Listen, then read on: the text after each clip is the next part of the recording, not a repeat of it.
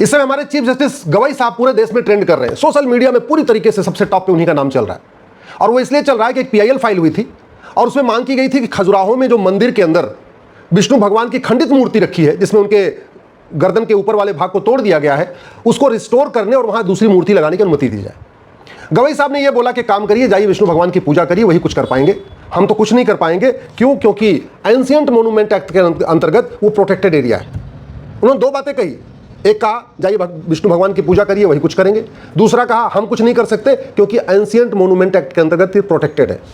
पहले वाले पार्ट पे उबाल आ गया, लेकिन दूसरा जो उन्होंने कहा था उसको किसी ने ध्यान दिया ही नहीं।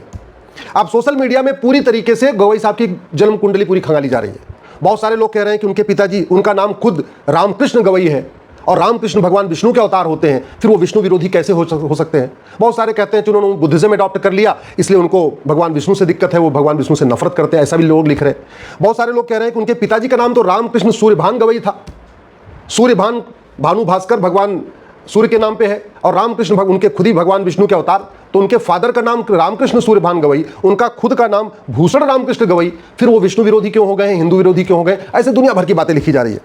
कुछ लोग कह रहे हैं कि गवई साहब झूठ बोलते हैं कि उन्होंने तो झुग्गी बस्ती में पढ़ाई किया, क्योंकि उनके पिताजी तो 3 राज्यों के गवर्नर रह चुके हैं, बिहार के, केरल के, सिक्किम के, और उनके पिताजी लोकसभा के भी सदस्य थे, राज्यसभा के सदस्य थे। ये भी लोग सोशल मीडिया में लिख रहे हैं कि 30 साल तक लगातार वो महाराष्ट्र विधानसभा में थे, 30 साल तक।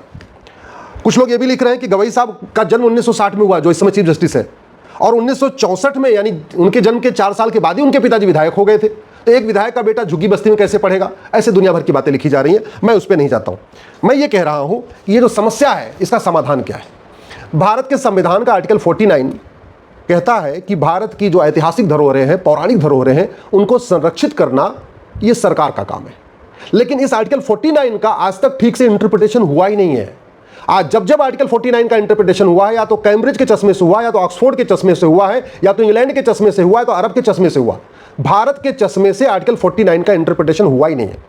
भारत आर्टिकल 49 जब यह कहता है कि जो हमारी ऐतिहासिक पौराणिक धरोहरें हैं उनको प्रोटेक्ट करना है, इसका मतलब यह नहीं कि खंडित अवस्था में प्रोटेक्ट करना है। इसका मतलब यह हुआ कि मुगल काल में या ब्रिटिश काल में जो हमारे पौराणिक स्थान तोड़े गए, सरकार का दायित्व है उनको रिस्टोर करे। रिस्टोर करने का मतलब मंदिर को संरक्षित करे और मंदिर की मूर्तियां जो तोड़ दी गई थी उनको फिर से बहाल करे। ये आर्टिकल 49 खुद ही कहता है। लेकिन चूंकि चश्मा वो कैम्ब्रिज वाला है, ऑक्सफोर्ड वाला है, या ये कह सकते हैं तथाकथित सेकुलरिज्म वाला चश्मा है, इसलिए आर्टिकल 49 की ठीक से व्याख्या नहीं हो रही। दूसरा, मैं पहले भी कह चुका हूं, कांग्रेस ने 50 से ज्यादा घटिया कानून बनाए हैं भारत को बर्बाद करने के लिए, और यह कानून 1958 में ancient monument act Nehru ji ने बनाया था।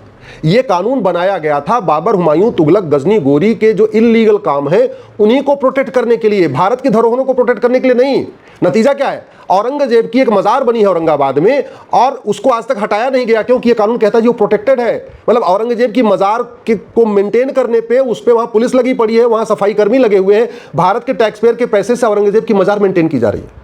भारत के टैक्स पेयर के पैसे से बहुत सारे वहशी दरिंदों की मजार दरगाह प्रोटेक्ट की जा रही है। कायदे से उनका नामो निशान मिटा देना चाहिए था। क्यों मिटा देना चाहिए? क्योंकि संविधान के प्रियम्बल का पहला शब्द ही सोरिन। सोरिन का मतलब संप्रभु, संप्रभु का मतलब ना गुलामी का नाम होना चाहिए, ना गुलामी का निशान होना चाहिए।